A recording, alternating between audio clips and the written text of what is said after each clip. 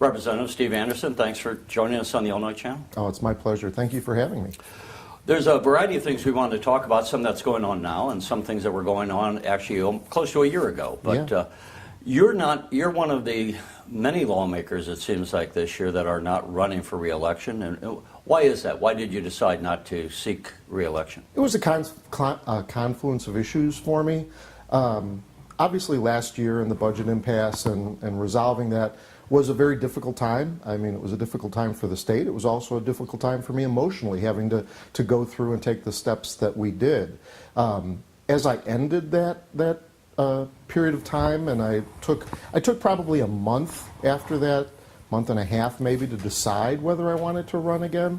One of the things I thought a lot about was my continuing relevance down here, at least at that point, and whether or not I could be an effective legislator. Because, I mean, I think everyone recognizes a lot of us had to burn a lot of bridges to do what we did. I mean, I didn't want to go against my leader. I didn't want to go against the governor, quite frankly.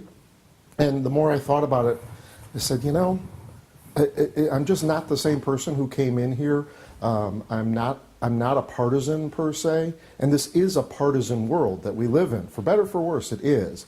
And I really found myself, you know, with a conundrum there of being a less partisan person. I'm more interested in the policy. Can I really advance the goals of my district? Can I serve them best in a partisan world? The more I thought about it, I thought, you know, not today, not now. That doesn't mean I might never come back, or I might come back in some different capacity. But right now, I just felt like, no, this is not the right time for me to run again. And to bring people back, when you went against your leader, I mean, you're talking about Jim Durkin, who was trying to keep the leader of the House Republicans, keep the caucus together to vote to sustain the governor's veto of the budget. Right. And I forgot, I think it was 15 Republicans that voted to override? 15 were for the original vote to raise the taxes and to pass the budget. When we got to the veto, we were at 11, or you might call it 10. One of our members of the group that voted to override was Bob Pritchard, and Bob had to leave. He went to Russia, and that trip couldn't be postponed. So I think you might count it as 11. He would have voted with us, but he wasn't there, so it was 10 finally who overrode. And why did you vote to override the budget? And give us, if you would, just some context of what was going on and what pressures were being put on lawmakers. Sure. If I could, I'd back up a little bit before that. You have to back up actually about 3 years ago today, to day one of the budget impasse, which would have been June 1st of 2015. I remember that day very clearly. We were technically out of regular session, now into overtime. I'm 6 months on the job at that point, so I'm still, you know, brand new.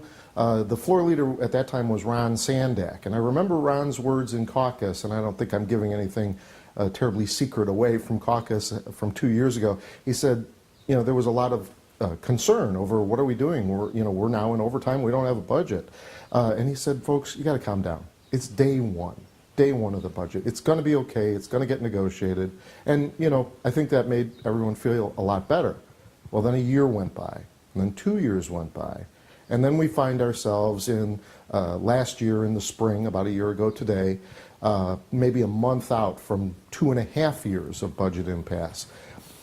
I spent those 2.5 years building relationships on both sides of the aisle. And people had grown increasingly frustrated with the inability of the governor to get to yes. And there was a continuing lack of faith that we were going to get to yes. What were you told the governor wanted? Well, that was a goalpost that moved. Obviously, we thought that the Senate was going to get very close with what they called the grand bargain, which was a series of both reforms, a tax increase, and a reasonably balanced budget, but with new revenues.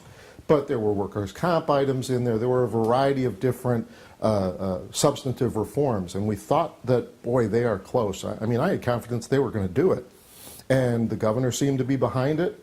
And then at the last minute, I think he got cold feet, and he pulled everyone he could off of it, which was all the Republicans, and caused that to crash and burn.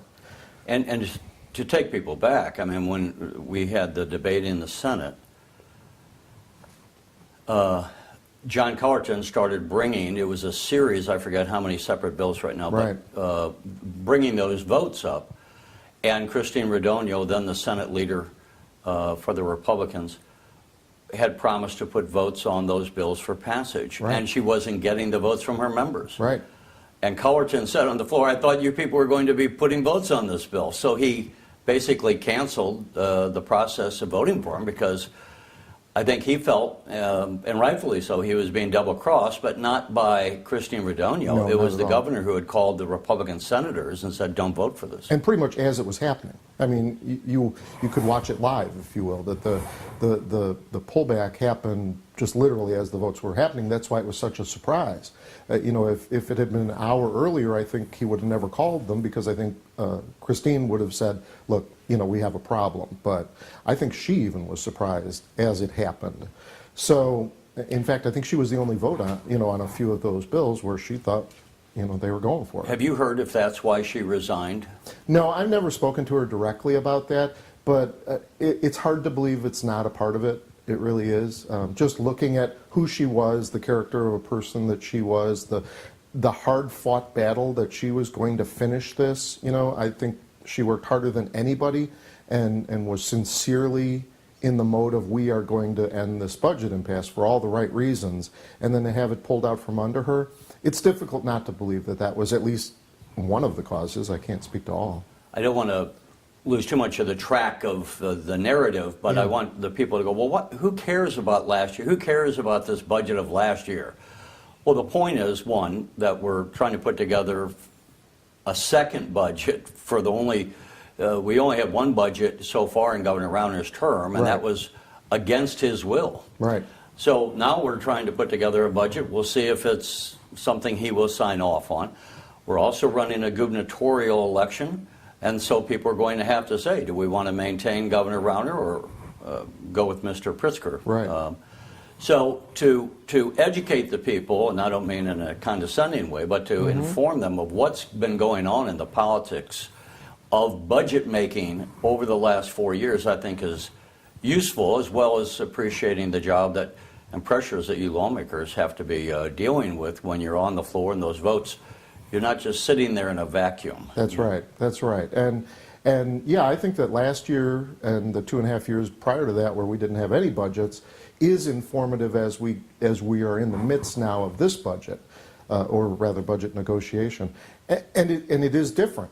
I think that everyone recognizes now that there are multiple pockets of power here. You know, the Democrats obviously hold the majority in both chambers. The governor has an enormous amount of sway, both from simply being the governor, but also as, you know, the de facto head of the Republican Party, and all of his money. So, I mean, there's a lot of power there, but I think people also realize there's a third area of power, and that are the Republicans who broke with the governor last year. And I think that's good and that's healthy because it recognizes that there are many ways to get to a budget here. The best one is where everyone agrees, and right now I feel that optimism. I actually do. You know, I think that my leader, Jim Durkin, in particular, is doing an outstanding job. But I think he has more power now over his influence with the governor, recognizing what he can and also what he can't do. That he can't hold his caucus entirely in lockstep, and I think that he can work with the governor more directly because of that reality. Look, Governor, you know, I can take it so far, but if you expect too much, quite frankly, I may not be able to control the caucus, which is not a threat, it's just a reality. It's reality, yeah. And we saw it, so it's a credible warning, right. let's say. But I would say this, the most important thing, and one of the things I've been focusing on this whole term when people talk to me about the budget, is I want Leader Durkin to negotiate this budget. I want him to score this win. I want him to bring it home. I don't want our group of people to have to do anything. I want him to succeed. I also think that this is a unique period of Illinois history. Right.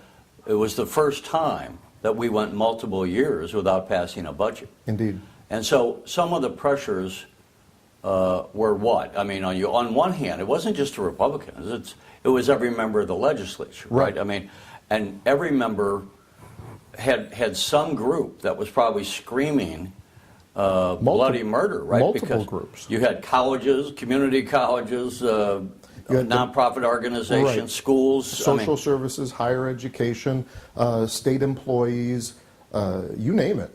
I mean, every group was suffering under this. And different groups affected different legislators more and less significantly, obviously, depending on who their district, who lives in their district and who speaks to them.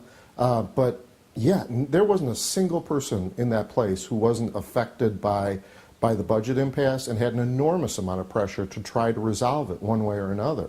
So that was that was 2.5 years, but really that last 6 months before we finally ended the budget impasse was a time period of extreme pressure. I mean, I certainly felt it on myself. I've even seen a few videos of myself from that time, from some of the floor debates, where I could look at myself and say, man, I was under a lot of stress, maybe even more than I realized, because it came out visibly in what I said and did. So, what is your, having voted against, or to override, I should say, the governor's veto, which is why we have a budget now? Correct. First of all, why did you vote to override? So I voted to override for the people that I represent, ultimately, and for the good of the state. At that point, I mean, we were really reaching a precipice or a cliff that we were about to go over. And that cliff... And we being the state of Illinois. We being the state. The comptroller informed us, without a budget and without, quite frankly, the tax revenues that we increased to do it, she was running out of short-term payable cash. By October, remember this was in May, but by October, her prediction was that she wouldn't have cash flow, not just budgetary constraints, but she wouldn't have the literal cash to make payroll anymore for state employees. So it no longer mattered that there was an order from the courts keeping the payroll flowing. There wasn't going to be any money, physical, cash to do it. So that was one pressure. The community colleges and the universities were about to be de-accredited. We got that warning, and that would have meant, and we didn't know the answer to this question, whether or not the students who were in the universities, who would literally have to leave, go find another university if we shut down Eastern, Southern, Western, if we did that, would their credits that they had earned to that point even count? Because it was not just the closure of the university, it was the de-accreditation that would happen. And we would watch those university towns that are heavily reliant on those colleges literally dry up and go away, and they're not going to come back if that happens. So it's not the kind of thing that you can reinvent. And for me, a particularly important area was the area of mental health and social services. Those have been killed over that last 2.5 years, and literally people were dying because of our inaction. When you ask me why did I vote, it was for all of those things, but the largest piece for me were those people. I wasn't going to let another person die literally on my watch because I refused to take action. I could not do that. My conscience wouldn't allow me to do that any longer. I waited too long, quite frankly. And within the caucus, I mean, again, I don't want you to betray, but Right. let's just say people have made on both sides of the aisle their comments. For those who wanted to sustain the governor's veto, which would have meant not having the budget, we would have gone into junk bond status the next day, which meant the state wouldn't be able to basically borrow anymore. Right, and no one could invest in us either for the monies that we did have.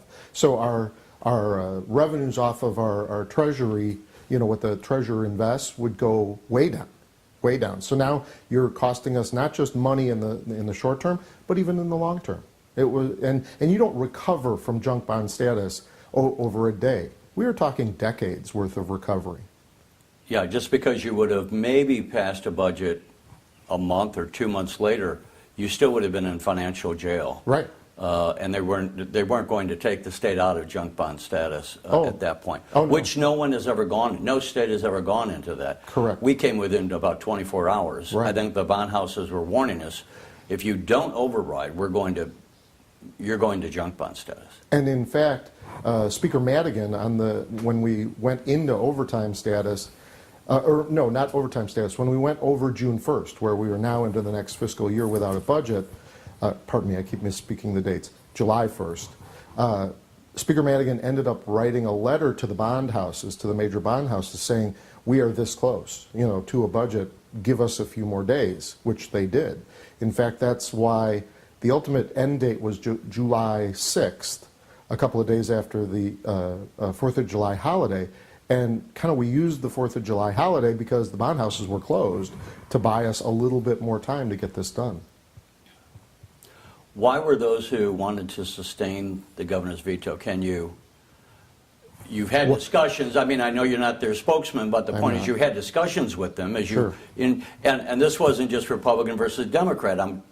It's Republicans debating with Republicans. It's probably Democrats, although I think all Democrats voted to override, did they not? No, there were some targeted district Democrats who I don't believe voted for it. So why were the Republicans who voted to sustain the governor's veto, why, given all that we just laid out would have happened to state, did they argue we should sustain the veto? I would say that their argument would have been just a little bit more time. We're this close to getting all the things that we want, all the reforms, all the fill in the blank, the pieces of the grand bargain, just a few more days, and quite frankly, that was incorrect, because I was with them on day one. I was with them on day 365. I was with them on at a year and a half and 2 years. I was with them on that belief. But about a month or two before the end of regular session, we had some pretty intense debates in caucus about this issue of what's Plan B. Intense meaning where one raises a voice to another person, and you kind of get some. Yeah, and we had the governor's staff in there. I remember one day in particular, and again, I'm not speaking out of turn because this has already been reported in Capitol Facts a year ago or more. But there was one day where the governor's staff was in to report on where we were going, and they started. I can't remember who asked one of the representatives, and I shouldn't put that person's name out there anyway, said, well, what's Plan B? What happens if you don't quite get there? You say you're close, but what happens if you don't? And they didn't have an answer for that. There was no answer. And what I think myself and the other insurrectionists, or whatever you want to call us, realized was that they weren't ready for this. They didn't have another plan of action. And so I made a very bold statement, in my opinion. I was a little nervous to make it, but I told the governor's staff to their face. I said, look, this is probably 2 months before the end. I said, look, guys, I'm sick of it. I'm tired of it. I'm not doing it anymore. I'm putting you down, putting the record out now. You get a budget by May 31st, or if you don't, I will. And I don't think I'm alone. Now, they thought I was bluffing. They thought I was bluffing. And you know what? They're absolutely right. I was at that moment. But about 5 minutes later, when we adjourned and I walked out the door, I found out that I wasn't alone at all. That there was indeed a huge number of us who shared that belief. And that started that conversation behind the scenes going that ultimately did lead to the override of the governor. We recently interviewed Representative Chad Hayes, who's also voted to override and is also leaving. Yep. And he said then that people were meeting in his apartment. Mm-hmm. Were you one of those that was meeting there? I was. So, and I do recall on the budget debate, I mean, I think it was very interesting to watch it on the floor because there were no more party lines, so to speak. It was. And as we just said, the future of the state was really at the pinnacle right there point. We were either going to get a budget or we were going over the cliff financially. But now is the time to bring this nightmare to an end. Now is the time to stop quarreling and start governing. Now is the time to stop confrontation and go to compromise. And Representative David Harris, I remember, who's a moderate person with a lot of experience that he's had, said, I didn't come here to watch over the economic collapse, or I'm paraphrasing, of the state of Illinois. But that's really, I think, how it was viewed at that moment on the floor, wasn't it? And I think it was an accurate view. Yeah, David is one of the best people I've ever had the honor to meet and serve with. And having him see the worldview the way I did just reaffirmed how right I was. The other thing, though, that I think is important to remember is this wasn't just a Republican revolt. This wasn't just 15 or 11 or 10 members. on the Republican side ending this. There were two people who were willing to let the state go off the financial cliff. The governor was one of them, but the speaker was the other. Both of them were more than willing to let that play out, if that was the way it was going to play out, to their political advantage. I think they both felt that they could put the hair shirt on the other on that. So they were both willing to do this. Who really changed this was, yes, some of us, but it was the rank and file Democrats who really made this happen. And that was something that developed over our years of working together cooperatively so that there would be an element of trust between us. And what they did that no one reports on because it was done silently versus what we did, which was done obviously very publicly, was they turned the tide in their own caucus. They went from, no, we're just going to let this go off the cliff. It was those rank and file members who changed the speaker's point of view on it. Now, that doesn't mean he doesn't have another winning strategy. I think that I'm sure he had multiple variables on how he would like to win this. So I'm not suggesting that they just forced him to do something he didn't want to do. But the man, I will give him this, knows how to read a room. And he read that his caucus was changing on this. As a result, they were able to change the direction of where we were going. And so I give a ton of credit to those rank and file Democrats that we worked with in trusting us that we would go with them when the time came to change what happened in the state. Were some of the Democrats meeting at the Chad Hayes apartment? I mean, were they part of that group? We met in a lot of different places over a few months. There were none in Chad's apartment, not to get too specific, but that was to somewhat organize the Republicans. But then we were meeting in a variety of different places, yes, with our Democratic colleagues as well, to coordinate what we were doing. And when you say that the speaker didn't want the budget, just in case he said, well, that's not true. Mm-hmm. If I didn't want a budget, I wouldn't have written a letter to the bond houses and said we're very close. He had changed his mind before then. He had that description of mine of his point of view, which of course I'm not in the mind of the speaker, so right. I can't attest to it. But I believe his caucus changed his mind, maybe 15 days earlier than that. So at that point, he was absolutely sincere on the direction that we were going. We had built enough trust at that point, I think, to change that. We'll move on shortly here to some other issues, mm-hmm. but given if you had your druthers, sure. So you held out, and you said I was with the governor for a long time. Mm-hmm. What is it that you were seeking? What were you and the governor and the other Republicans wanting to achieve that ultimately, I think you would say, we just ran out of time. The game was over at this point. We just had to pass something because of what we've already laid out. Right. But you were holding out for a long time to achieve certain things. The governor was often criticized by the speaker saying, term limits don't have anything to do with the budget. Redistricting doesn't have anything to do with the budget. Which on one hand, he's technically correct, that they don't have necessarily anything. I suppose, right. But it's all about governing, right? And it's about leverage, and there's nothing wrong with that. When I was still strongly in the belief that we were doing the right thing because I thought people were going to, finally come to a compromise, that leverage was good. I used to say when I would go out to speak, this was about a year and a half or so before, I said the argument that the speaker is making, that you can't deal with reforms and the budget at the same time, is somewhat like my son. Now, I have a wonderful son. He's very responsible with money, but let's pretend that he was a little younger and he wasn't. He would come to me and he would say, Dad, I made all these bad choices. I made these bad mistakes financially, and I'm really in trouble. I'm really in debt, and I need your help. Will you help me? Will you write a check for me? And I would say to my son, of course, I love you. You've made some mistakes, and I'm gonna help you with that. We're gonna fix that.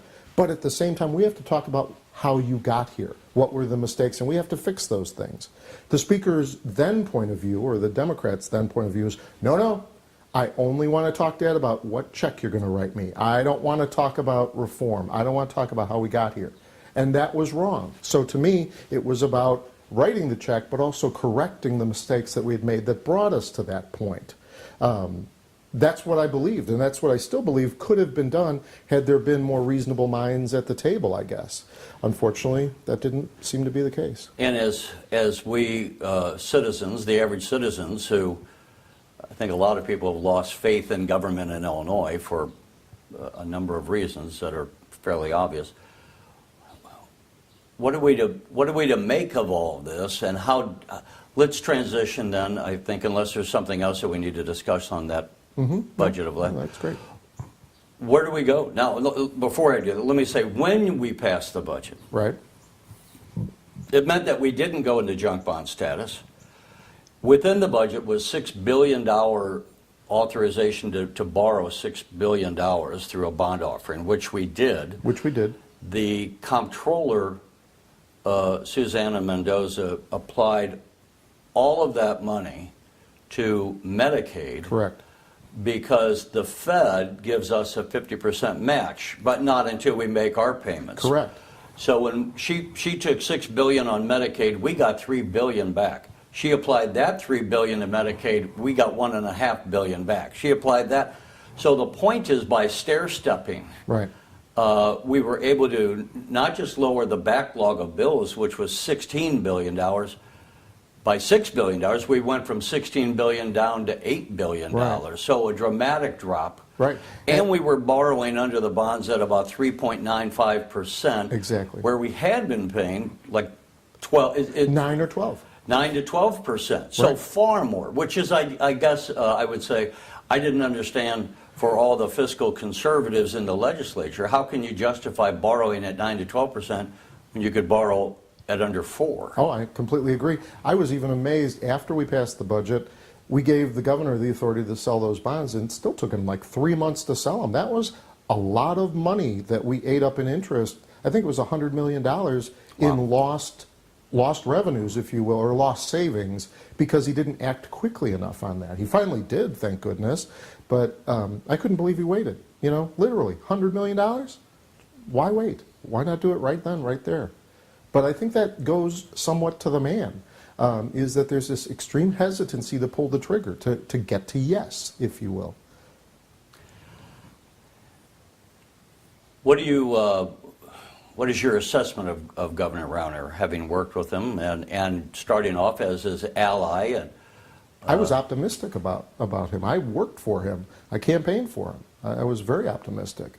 But my assessment now is quite different.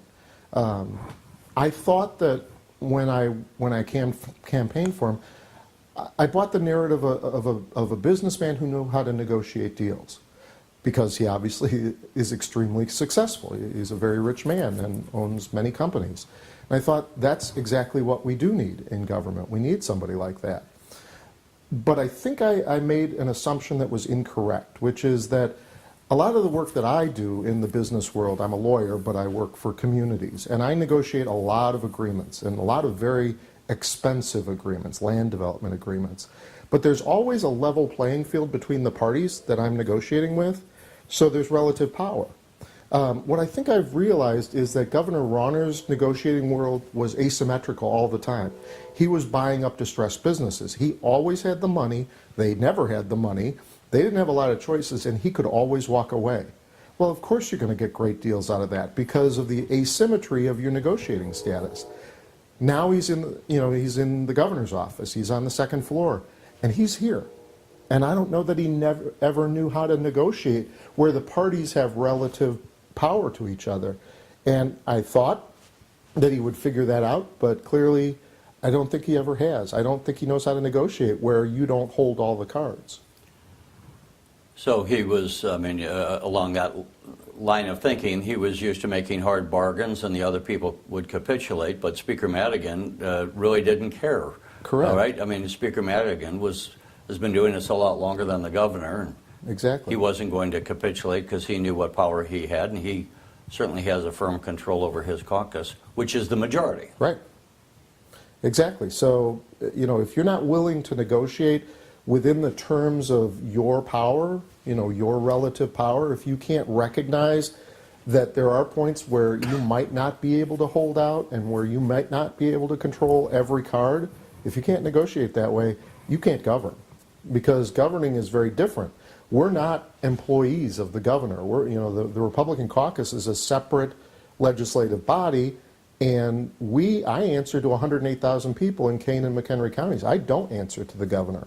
I answer to those people. Did the governor treat members of the Republican House caucus as if they were his employees? Sometimes, not always. I mean, and he was certainly always respectful. I mean, there was never any sort of, it was never rude or anything like that, but I mean, the reality was he expected us to just toe the line. I don't know if that's because he thought that partisan, Republicans just have to be loyal, or whether he thought his money or withdrawing it or not, or giving it was the motivation. But I think he expected total loyalty to whatever he decided to do. So here we are now in a gubernatorial election. We have a new election of the legislature. The Illinois Channel just is airing the debate over the future of the Republican Party between Dan Proft, who is very conservative, back Jeannie Ives, and Pat Brady, who Pat would say and did say in that debate, I'm as conservative as Dan Proft. I just want to win elections, and said Dan's tactics, whether true or not, don't win elections, is kind of somewhat how that debate went. So, but without holding you to their thoughts, what do you see as the future of the Republican Party? And maybe we can weave into that. What is the prescription of the Republican Party from your standpoint of a Republican as to how we get this state back on track? Sure. So as far as the Republican Party goes, we are in a deep state of flux right now. I don't think we know exactly who or what we are. There are obviously more conservative wings of the party and more moderate wings of the party. I certainly fall into the more moderate wing of the party. And, the Proft and that group's point of view is very purist. I mean, I'll give them that, and I will give that to Jeannie Ives too.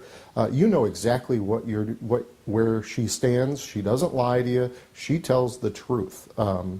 The problem with that is that doesn't necessarily win elections, because she is so extremely conservative in every respect that you can't win general elections doing that. You have to tack to the center. You have to have candidates, at least to win at the state level in Illinois, which is such a predominantly blue state. You can't expect to win general elections with people who are so conservative that while they're pure and while they believe everything they think, most people don't agree with that. It's too far. I think most people in the state, and most Republicans, not electeds, but most Republicans are more moderate than that. I think that they reflect more of a fiscal conservatism and a social moderation, and maybe even some social liberals out there. That's the blend that I think could bring our party back. It used to be called, Rockefeller Republicans, right? Socially, I mean, Nelson Rockefeller was a liberal on social issues, but he didn't want to spend more than we brought in. Richard Nixon created the EPA, and the Environmental Protection Agency.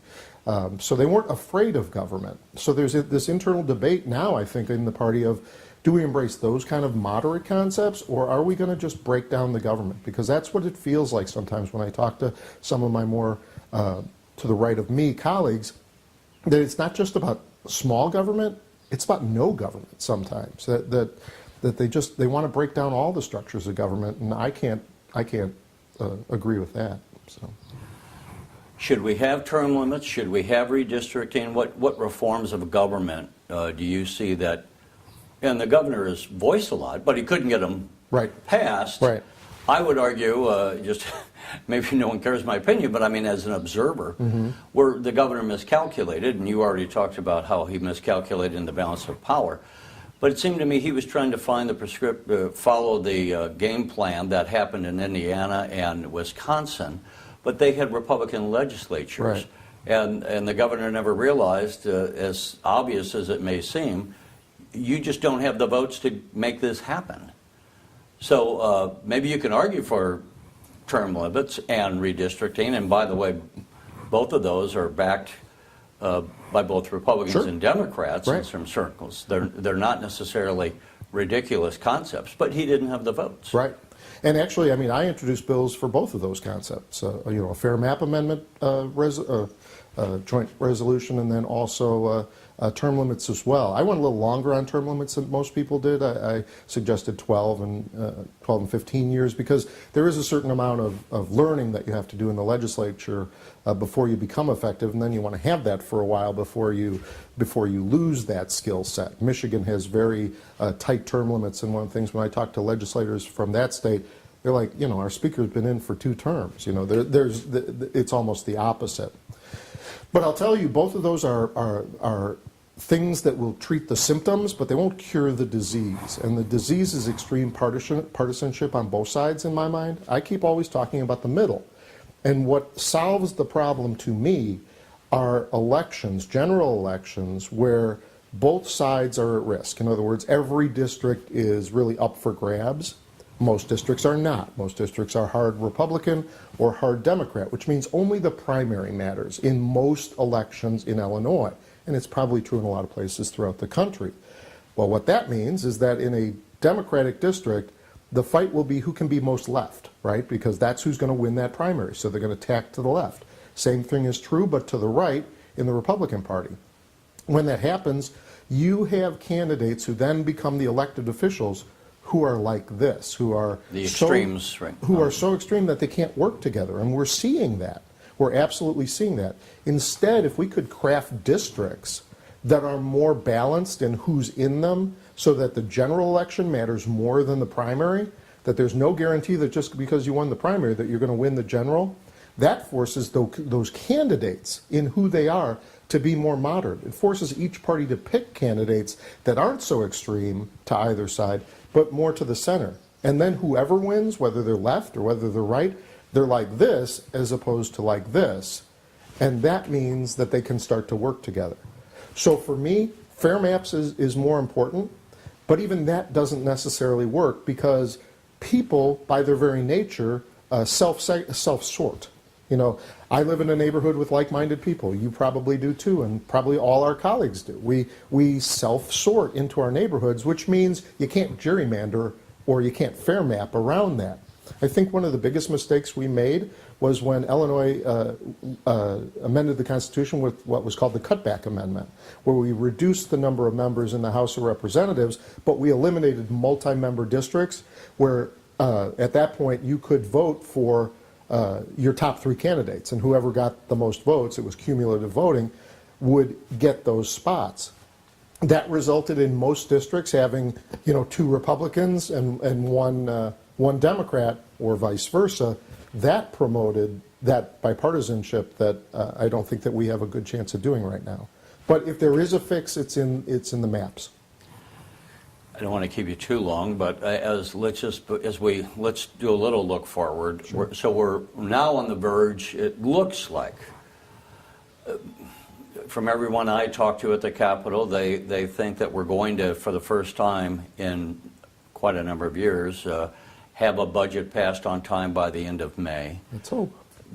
Because one of the arguments, it seems to me, obviously I could be wrong too, but that it's not in the interest of Governor Rauner to have this go longer, because it would seem to me it would underscore the narrative that he can't govern, and he needs to have a narrative that he can govern. Right. Maybe he'll do an mandatory veto on whatever is passed, but still you would have a budget in place at least. Right. We talked about the pressure that everyone was under, the schools, the nonprofits not getting funded, the hospitals were owed over $2 billion. Mm-hmm. What do you hear now? Are people starting to be able to breathe because of the budget that did pass last year? Or what's the temperature? Is the pot still boiling, or are we reaching a calm? We're under supervision, let's say that. There is some calming, there is some improvement. I've talked to some of my social service agencies who are rehiring people, not the same people because people move on, but they're starting to rehire, they're starting to feel a little bit more stable, they are getting paid, albeit not on time, but the cycle is improving, and they're more reliant on the fact that they will get paid eventually. So right now things are better, but remember that threat from the bond houses about junk status isn't gone. I mean, we're still just a hair's breadth above it, But they've also told us that the key to leaving that threat is multi-year budgets. So if we fail, 12 months after the fact in this budget, if we don't get one, we could be very easily under that threat again of junk bond status. So we're very much under the guise of we're being watched to see what we do. We passed in that budget an increase. I mean, I think people, for political purposes, make it sound more extreme, but 4.95% is still under what other states around us have as far as income tax. Correct. The killer to me, and I think most people would say, is the property tax that's so high. Correct. So we went from 3.75% in the income tax to 4.95, and there is a difference in the corporate tax as well. Right. We had the spending cap set at $36.5 billion, which, by the way, as a reminder too, without a budget, we were spending about $39 billion because we were without a budget. The judges were ordering us to spend money at a higher level. Right, and we were just on autopilot. Do you know where we're going to have approximately? Have you heard a number on where the budget is apparently going to be set for this year? Yeah, I have. There are several different iterations of that, probably in the $37.9 billion range. So, revenues are higher, and there's some money there that boosts us a little bit over last year. And I haven't heard about the revenue given the tax increase. We were, before the tax increase, bringing in $31.5 billion. Right. So imagine that, 31.5 revenue, we were spending $39 billion, right, which is why we ran up to $16 billion in unpaid bills. So do we know what the additional revenue is now approximately? Well, the additional revenue or the total revenue? The total revenue, the total revenue. How much revenue is now coming in? It used to be 31.5. About where is it now? Right. We're guessing, like I said, 37.9, 38, a On little revenues. over 38 billion, yeah. And are they going to spend all of that, or do they want to have the cap below? Well, that's a really great question, isn't it? Because it depends on who you talk to. Like Representative David McSweeney has put his own revenue estimate out there in the form of a resolution that eliminates or doesn't recognize the tax increase. So he's probably at 32 billion, I would say. That's fine. I mean, he can do that. But I don't think that that's realistic in balancing our budget without dramatic changes on how we do it. And quite frankly, if he could do it, I'd like that. But because I don't want to spend more than we need to. But I don't think that that's realistic in this climate. So I would expect that we will spend what we bring in, probably every penny of it. But my goal is that we don't spend more than we bring in. If you had your druthers, and you think maybe talking to Democrats, people would say, hey, let's set the spending cap $1 billion or $500 million at least below what we anticipate revenues to be, so that we might actually have a surplus that then could be showing the bond houses, as well as, we're supposed to have a rainy day fund, which we really haven't had for probably close to 20 years. Right. Actually, I mean, my own philosophy on budgeting for my own business and for, when I was the treasurer of the Geneva Library Board before I came here, was I would prefer to factor it all in. In other words, not set the spending rate for $500 million lower, but say that money, it'll be spent, but it'll be spent to pay down back bills. That's an important aspect to me. So I'll zero out the budget, everything in, everything out will go to zero, but what the bond houses would see is, in my preferred budget, is you see a dedicated source of that money to go for the pay down of the back bills. So we start to chip away even more at what we already owe. Well, as we approach the end of May, let's keep our fingers crossed. Let's hope that also the national economy was in a slow growth period for a long time, unnaturally low. Right. It's starting to pick up. I think that will filter into also help to some extent the state of Illinois. None of it, no state lives in a vacuum. Correct. So, Steve Anderson, we appreciate you taking the time to give us some better appreciation of what happens when you're trying to pass a budget in this point in time in Illinois history, and hopefully we can get the state back on track sooner rather than later. No, thank you for having me. It was fun. Thank you. Thank you.